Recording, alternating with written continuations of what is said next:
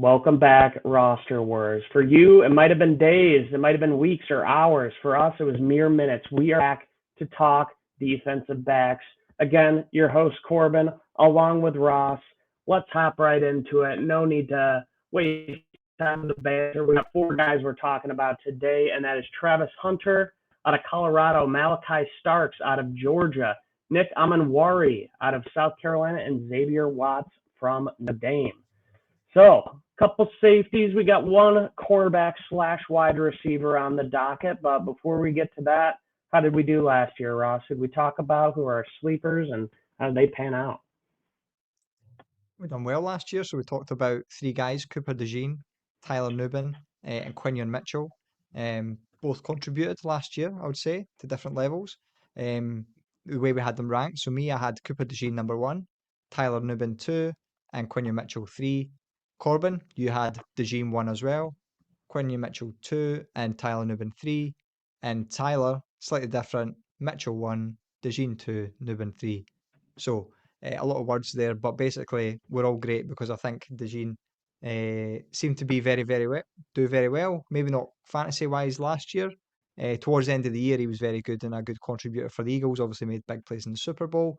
But I think all three of these guys are looking promising and going to be decent defensive backs going forward for fantasy wise. Sleeper wise, I had Mike Sanistril, who finished cornerback number seven, so I'm taking the win there. Corbin, you had Javon Bullard, and Tyler had Kool-Aid McKinstry. So yeah, the other two guys, Bullard and Kool-Aid, maybe year two, year three is going to be their year, but I'll take Sanistril, cornerback Yeah, seven.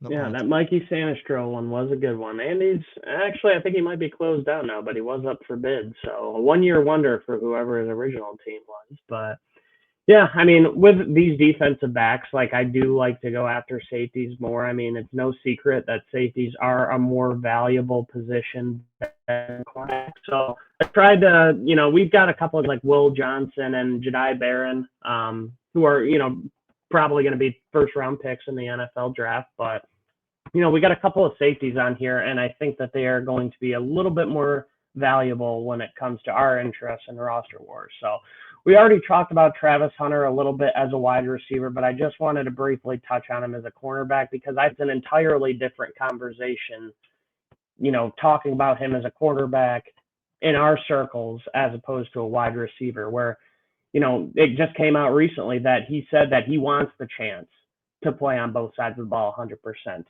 Our team's going to do that? I don't know. I mean, most people think that it would be best for him to play 100% quarterback and then sometime at wide receiver. But let's get into the measurables here. So Travis Hunter out of Colorado, 21-year-old junior. He's 6'1", 185 pounds. So kind of poor weight for a cornerback, definitely on the smaller side, but he's got the length and the athleticism back up. Last year, 36 tackles total, 25 of those solo with a TFL, 4 interceptions, 11 passes defended, and a forced fumble in his Heisman season. And then 2023 had 30 tackles, 22 of those solo with 2 TFLs, 3 interceptions, and 5 passes defended. So solid year of sophomore campaign, but an even better one junior year. Obviously won the Heisman. We've already said he's probably the best athlete in the class. I mean, there's another guy we're going to talk about in a second here. Might be able to take that mantle from him, but I mean, with all due respect, like he's the best pure cornerback in this class, and he could be the best wide receiver as well. He's a man-to-man press cover kind of guy. He's got the elite ball skills just because of his receiver background too. So my biggest question is, and we've had a couple more weeks to digest this. Like, where is he going to go in roster wars? Because you can bank on him to be a full-time cornerback and maybe a 40% of the time receiver, but he's just such a polarizing pick. I still don't know where he's going to go. Yeah, I think it's difficult to know where he's going to go because we all have our own individual thoughts, and some guy might have them still as a first round pick. I know there's some chat a couple of weeks ago in roster wars that guys are saying he should still be like a back end of the first rounder if he was a cornerback. And I don't see that. I just think in terms of positional value, cornerbacks are very up and down. The ones you can predict are tend to be play inside.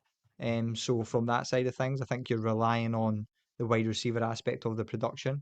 So But as a cornerback, I'm in a full agreement with you. Like I think he's the best cornerback that I've watched anyway.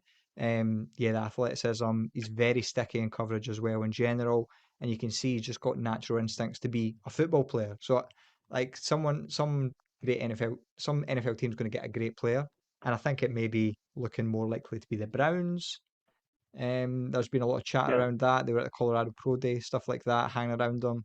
So if he goes to the Browns, maybe more of a wide receiver than a cornerback. But if he was evaluated as a cornerback, I wouldn't be drafting up. I think he would be draftable because of the potential for wide receiver, let's say third round. But I know saying that, I'm never going to get him.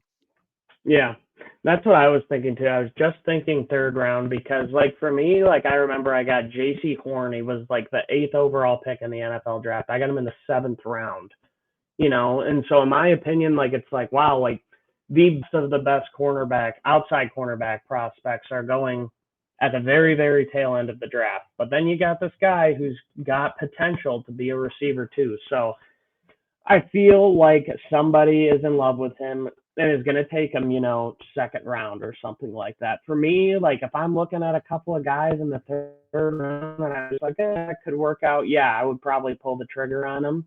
But it's just so scary. I mean, you could essentially be lighting a pick on fire because, like you mentioned, cornerback, especially outside cornerback, is so inconsistent. It's so dependent on turnovers, and they're not as involved in the run game. So there's not consistent production. And I like to I'd rather have a guy that can get me 10 points every single week or 15 points every single week as opposed to the guy who's going to have 30, one time in the entire season. And then the rest of the year, he's, giving you 5 points. So I like to have that consistency. And, there's a lot of risk with it. So very, very good prospect. I mean, I love him a lot, but I just don't think that, to put him in the end of the first or early second round, I don't think that he's going to do it for me. So very, very good player. No knocks on him as a corner. I mean, fantastic press man guy. That's exactly what you want when you're looking for a fantasy football contributor. He is a good tackler too. He could be and he's a little more athleticism over technique right now, but I mean, he's a guy that you want on the team. I mean, it's at least worth a dart throw, I think, in the third round to have a guy with that versatility. Yeah, third round territory, you think about the hit rate on those guys, and it's getting quite dicey. So if you're going to take a guy with the upside of Travis Hunter, if he switches full time to wide receiver or whatever, then your quid's in. I don't know if quid's in is an American saying or if it's just purely British, but you're cashing Nope. in, your dollars in. Is that? I don't know if that translates well. No. Nope, didn't know the quids, and nope, I was mid vape hit, and I thought you were just trying to cover for me. I was like, I don't know what the fuck that is, but but let's keep it moving here, and we'll get into our safe. Starting with Malachi Starks out of Georgia. He's 21 years old, junior coming out, 6 foot tall, 197 pounds. Very poor RAS score actually, at 5.88, which was surprising. You saw this guy kind of going top 10 in most of mock drafts in the beginning of the season, if not top 15. And there's some you could see him even falling out of the first round. So I think this testing did not do him any justice. He's got poor weight, a 4.5. I said bench, but 4.5 40 with great splits, poor explosion and agility scores though. So he might just be like a straight line speed guy. And with those safeties, they need to be able to change direction and either go forward, tackle a ball carrier, break on a ball to go and pick it off. So you'd rather them be quick than have that straight line speed. But he's got great stats. Last year he had 77 tackles, 52 of those were with 4 TFLs, an interception, 3 passes defended. And then in 2023, 52 tackles with 31 of those solo, with 3 picks and 7 passes defended. So another guy, he's a 3-year starter with really good production all 3 years.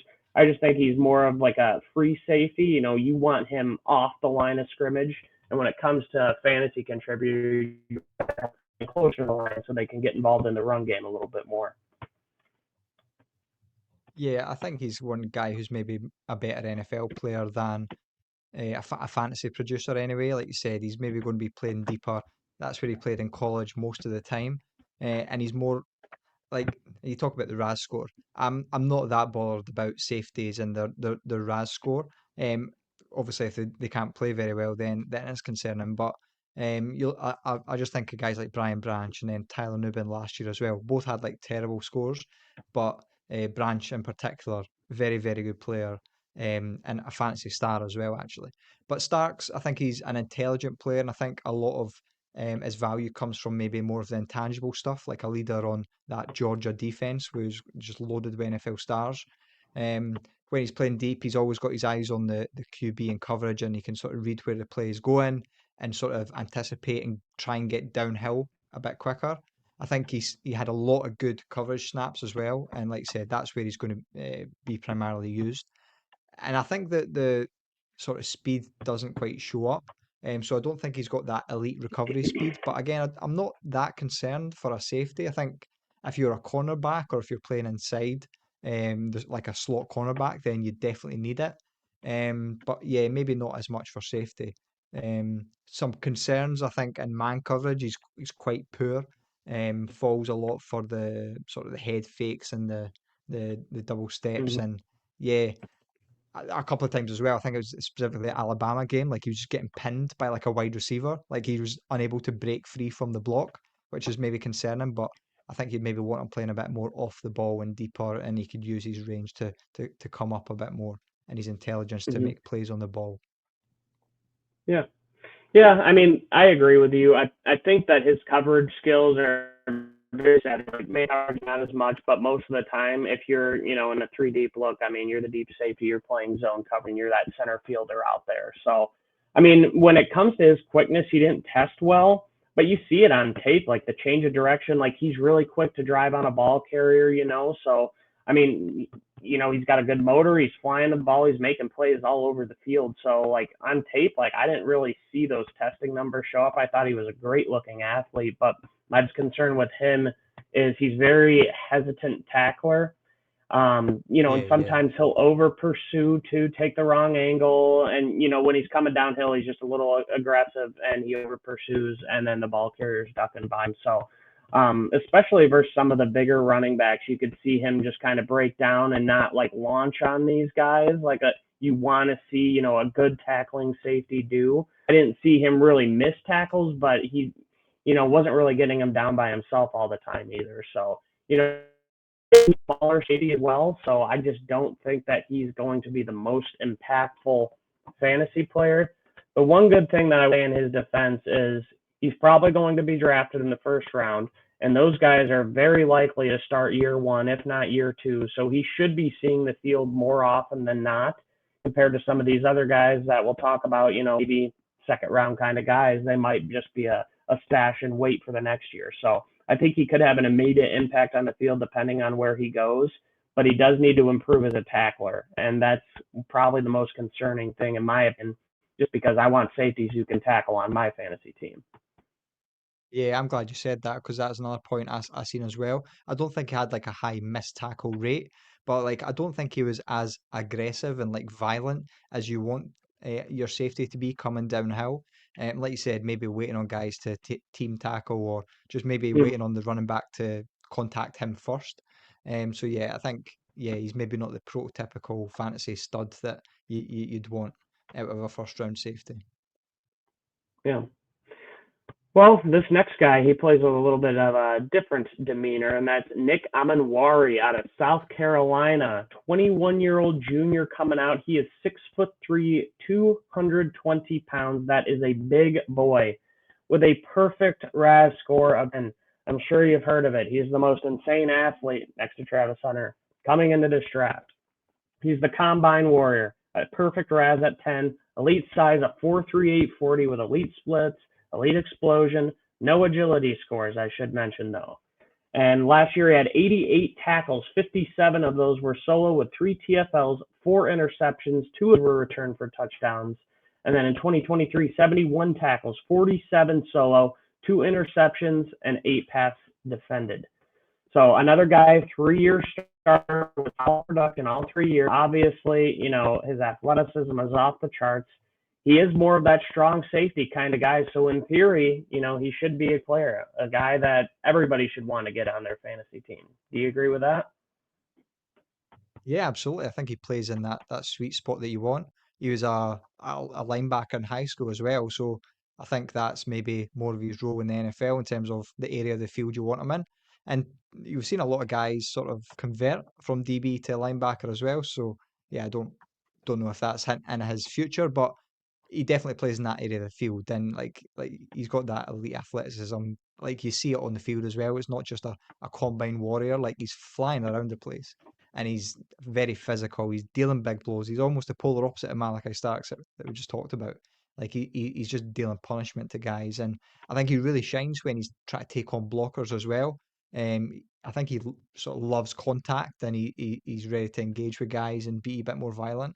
And I like to see that from a safety as well. I think maybe the mental side of the game, I see some lapses and maybe in coverage is maybe not as progressed as a couple of other guys in this class. But yeah, for fantasy wise, you don't want guys who are great in coverage. You want the sort of guys who are hanging around the line of scrimmage, just hitting everything they see, racking up the tackles, racking up the points, Hmm. and that's what you get from Manwari. And if he is getting a lot of first round buzz, and similar to what you said earlier, first round safety, he's got to be a starter. He's got to be locked in for the 80-90% of the snaps at least. Hmm.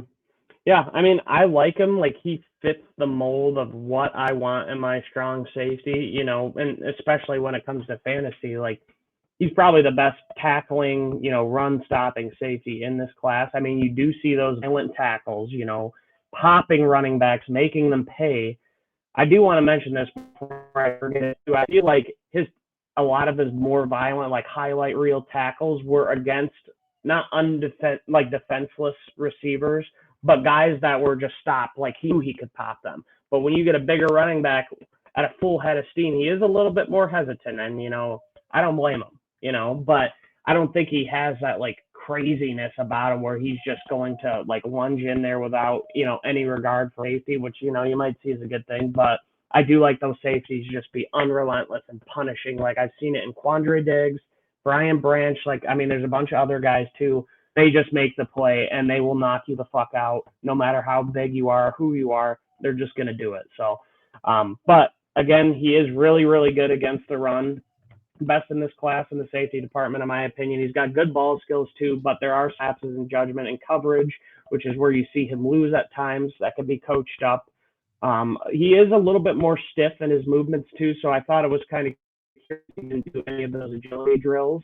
But that's why he's a safety. D at it too. If you're stiff in your hips, you're not going to make it as a corner. So he's a great athlete. I mean, he's fast as hell. He's relentless. He gets after a ball carrier. If just depending on the defense he goes to, if he is used in a way where he is in the box, 75% of his snaps and, like 25% in coverage, that's how I'd love for him to be used. I think that's just dripping with fantasy value. So definitely a guy to keep an eye on. If he sneaks into the first round, he could be going earlier than not in our roster wars draft. Yeah, he's fun to Cool. watch as well. Like sometimes we lose sight of that. Like I just like watching him. Like I want him on my team. I want to be rooting for him to, like I said, sprint down the field and try and knock a guy's head off. Yeah. Well, let's keep it moving here. We got one more guy to talk about before we rank him and sleep him. Xavier Watts out of Notre Dame. Another safety. He's 20 years old. Prospect senior coming out. He's 5'11", 204 pounds with a 4.73 RAS score, so not very good in that department either. He's got decent size, a 4.58 40 with poor splits, poor explosion, no agility. So he's really more size guy over anything. But he's got some pretty good stats. Last year, he had 82 tackles for the Irish. 52 of those were solo with 4 TFLs and 6 interceptions, which led college football, and also 1 return for a touchdown. Well, the stats keep going. He's also got 10 passes defended and a forced fumble. So he was a really productive player last year. And 2023 had 52 tackles. 30 of those were solo, 3 TFLs, 7 interceptions, which also led the NCAA, 4 passes defended, and 1 forced fumble. So he started his career as a wide receiver. Then he moved to linebacker, and now he's a safety. Very, very versatile piece that you can use on your defense. 3 solid years of production. Ross, you take over. I'm going to quiet these dogs down. Yeah, well, you talked about him being a former wide receiver, and that's like the first thing you see is the production on the ball. Obviously, the interception numbers are gaudy, like 13 interceptions in 2 years, very, very good. But he's got the ball skills and the instincts as well. He's like a true ball hawk. He knows where the ball's going to be. Like some of these interceptions are just weird, where like you shouldn't be covering where you're covering, but he just somehow knows the ball's going to be there and he makes a play on it every time. I think I think he's got a bit more move around ability. I don't know if that is even a word, but I think he can play a bit more over the formation than Starks that we talked about. I think he's better downhill, and he's very quick, and I think he's a better tackler as well. Another thing you always see him communicating, pointing to other players. So to me, that tells me he's a bit more of a leader. And again, for like a Notre Dame team that went all the way. Um, that's significant, I think. Something maybe we don't take into account as often, maybe because it's hard to quantify. But I think being a leader on the field and gets you on the field more, and that's what you want. You just want guys who are playing 100% of the snaps. Some of his downsides, I think, although he's quick coming downhill, I think he can over pursue at times and leave himself open to like the cutback from the running back or like even receivers in the open field just getting past them. But I think I like him similar to Starks with maybe a bit more opportunity for playing closer to the line of scrimmage, I would say. Yeah, I agree with that. I mean, I have him as a little bit more of like he could go either way as a free safety or a strong safety, but I liked what I saw in his coverage skills. He was always great over the top. I mean, obviously he's got the ball skills to lead college football 2 times in a row interceptions. So very quick to diagnose. Everything that I saw was that he was one of the greatest leaders on the team, like a big impact on some of these guys. And, Notre Dame made that national championship run too. Also, almost no penalties too. A very penalty free guy, which is really nice. It doesn't help you out in terms of fantasy, but it certainly helps you see the field. So, comes downhill nice with great timing. I do see, sometimes he is over pursuing and he doesn't have the best tackling form. Maybe not quite as good against the run as some of these other guys, which, is kind of what we're looking for when it comes to a fantasy football player. So I do like what I see with him. I don't think there's a whole lot separating him and Malachi Starks, in my opinion, but that's just me. I do think that he's a second round talent. He's probably going to be, third safety taken off the board this draft. So yeah, a solid guy that'll probably be drafted in roster wars. We'll see where he goes. Could be interesting. Yeah. 2023 won the Bronco Nagurski Award. I don't know if I'm missing some lore, but I don't know who Bronco Nagurski is, but it's the most outstanding defensive player. And so I think quite rare for a DB to win that. So another feather in his cap. Yeah. Well, let's hop into the rankings here. I got these annoying dogs who want to go. I can't even say the word, otherwise they'll freak out, but you know what I mean. So let's get into these rankings here. I'll start off this one. So for me, I've got Travis Hunter number one, and it's strictly because of his wide receiver points that he will get, even if he gets like, say 30 catches, 400 yards, 2 touchdowns, and he has, an average season as an outside corner, like I still think that he is going to play, probably a top 10 corner this year, which is valuable. And with some of these safeties, you don't know where they're going. They're not going to have the draft capital that Travis Hunter has. So the wide receiver points that Hunter gives you, I'll take him number one. Then I got Amon Wadi, just because he's the best run defender, tackles, consistent production from him. Third, I have Malachi Starks. I think that he'll have better draft capital than Xavier Watts. I think they're pretty comparable as run defenders. And also, Malachi Starks is 2 years younger than Watts. So with Watts, if he improves his tackling, like he definitely could be the better player. He might be a better short-term play, but long-term, I think that Starks will be a better asset on your team. So what do you got, Ross? Yeah, I've got Hunter first as well. Like you mentioned, I don't think I need to talk too much more about that. He's got the wide receiver upside. Emmanuel Wari's second. I've actually got Watts ahead of Starks. Just something about Watts. I think maybe he's got that. Obviously the interception ceiling. I suppose his ball skills are really good. So you can maybe get a bit more big plays for you, but I think he's got more potential to be playing closer to the line of scrimmage as well. So a bit of a mix of big play upside and maybe some tackle upside as well. Yeah. I would say those Okay. two are close, but the top two are quite easy for me, I would say. Well, I'm interested to see who you've got as your sleeper. There was one guy I really considered talking about here, and if you don't have him, I'll just mention him at the end. But my sleeper this year for the defensive backs is going to be Lathan Ransom out of Ohio State. He's a 22-year-old senior, 6 foot tall, 206 pounds, with an 8.84 RAS. He's got good size, a 4.59 40, but he's got great splits, great explosion, good agility. He didn't do the 3-cone, which I do like to see, but very, very good athlete. Last year he had 76 tackles. 46 of those were solo with 9 TFLs, a sack, a pick, 2 passes defended, and 3 forced fumbles, which led college football. 2023, he missed a lot with injury. He only played 9 games, but really back there as well. Another elite run defender. He sheds blocks well. He's violent to the ball, a very savvy tackler, and he actually punches the ball out to force those turnovers. All 3 of his forced fumbles last year were deliberate punches.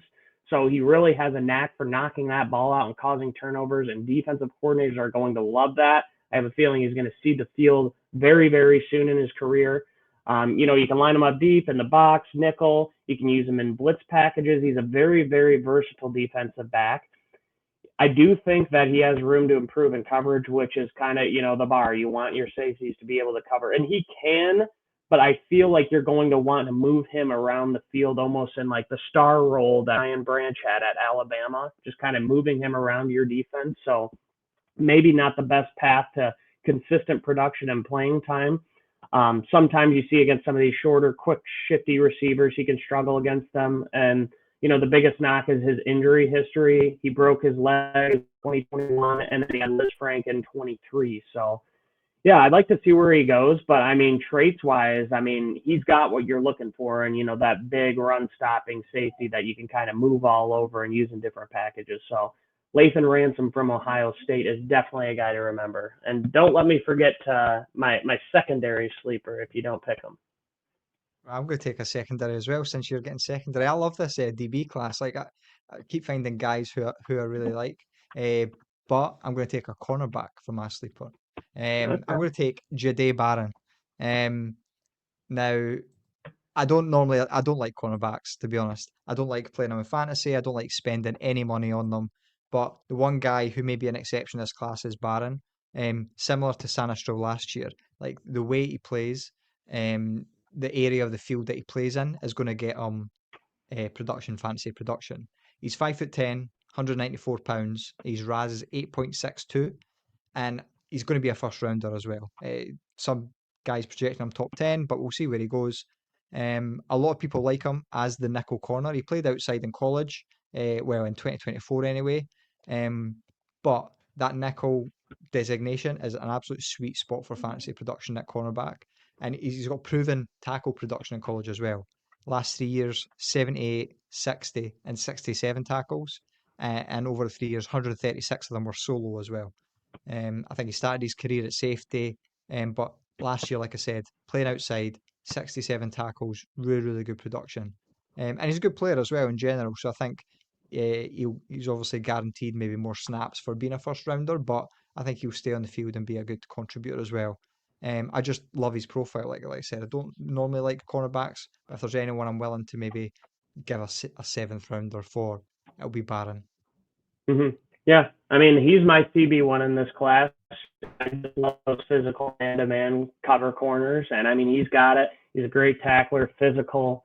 Yeah, it's just the fantasy production, with those outside guys. Like if he gets that nickel designation, like bombs away, absolutely go out and grab him. But yeah, that's just like one hesitancy I have with corners is just depending on where they go, how they're going to use them. And the first year they might try him on the outside and say, hey, you're a better nickel, or maybe they have a wealth at outside and they need him at nickel. Like so many different things can change, so it's fluid. And if you got a player like that, you may as well stash him and hope, keep him on the taxi, hope that maybe he can pan out. So my other was Malachi Moore out of Alabama because he does just remind me so much of Brian Branch.